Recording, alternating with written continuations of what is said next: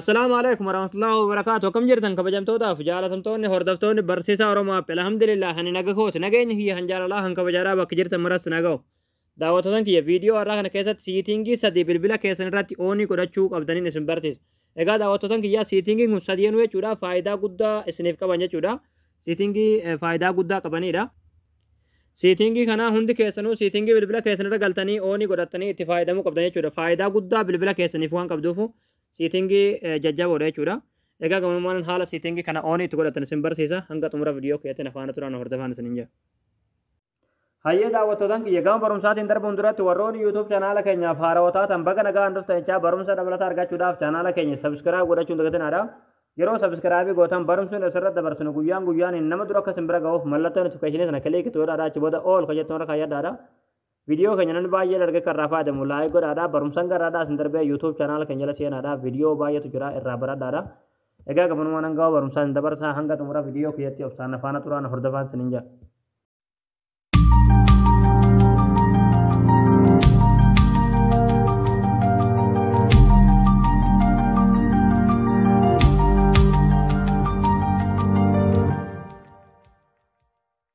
hayya daawwatootan kiyyaa siitingi kana sadeen bilbila keessanirratti oonii godhatanii itti fayyadamuudhaaf akkasuma faayidaa isaanii baruudhaaf siitingi bilbila keessanirra galtanii achi booda asirra gadne buutu asirratti baxaariyaa inda device ka joona kliikni gootu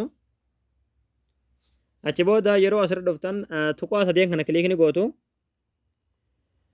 achi booda asirratti automation ka joo kanatti kliikni gootu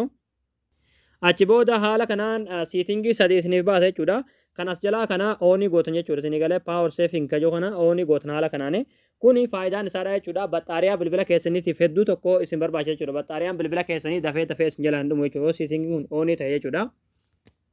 siitingi inni tokkoffaadhaa isa kana jechuudha itti aanuudhaan of duuba ni deebitu yeroo haala kanaaf duuba deebitan jechuudha asirratti baxaariyaa ka joo kana kliikni gootu achi booda as jala ni buutu as jalatti kenoo power saving mode ka jettuun kliikni gootanii oonii gootan jechuudha cufaa jirti amma akkuma argaa jirtanii oonii gootan haala kanaan isinii galee haala kanaan yeroo oonii gootan as jalatti ammallee more baxaariyaa settings ka jettuun kliikni gootu achi booda ammallee as jalatti jechuudha fast charging ka jettuun jirti irratti kliik gootaniiti oonii gootan tuni faayidaan isaadhaa maali faayidaan isaadhaa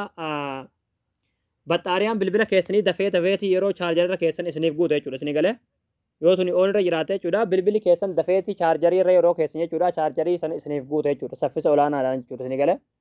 qophate isiniif guutu jechuudha yoo tuni oon irra jiraate jechuudha yoo immoo tuni oof irra jiraatte dafee isiniif hin guutu jechuudha kanaafu siitingi kana oonii godhadhaa jechuudha akka dafee bilbilli keessan baxaariyaa yookiin chaarjarii isaadhaa fuulii isiniif ta'u jechuudha akkasuma bilbilli keessan akka baxaariyaa isin jalaa hin finne jechuudha haalumaan nama isinitti agarsiise siitingii san hunda oonii godhadhaadha